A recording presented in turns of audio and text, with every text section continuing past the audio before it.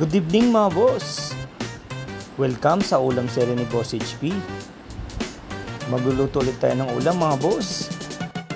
Nakabili pala ako dyan ng kalahating kilong galunggong.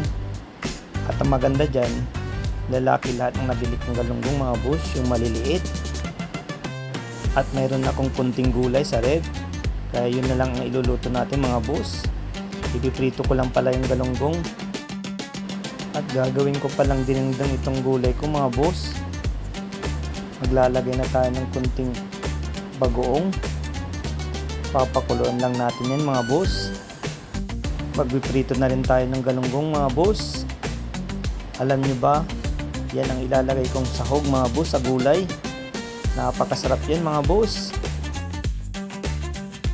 Sa mga family and friends ko dyan, maraming salamat po sa pagla-like and share sa ulam serye ni Boss HP. Maglalagay din pala ako dyan ng ibang gulay mga boss, kagaya ng talong, sitaw, at okra. Pagsasamahin na lang natin lahat yan mga boss para mabilis maluto.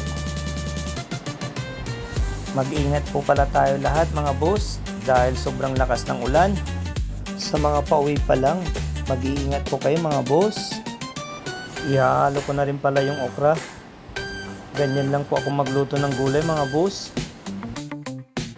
Low budget muna tayo ngayon mga boss dahil wala pang sahod.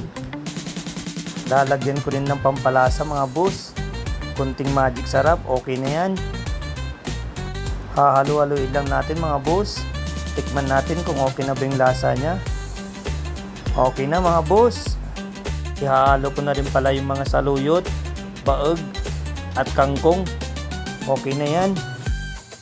Pa-comment naman dyan mga boss kung anong ulam nyo ngayong gabi. Takpan muna natin mga boss. Dito naman tayo sa piniprito natin galunggong. Halo-haluin lang natin tong gulay natin mga boss para lahat maluto. Salamat po ulit sa panonood mga boss.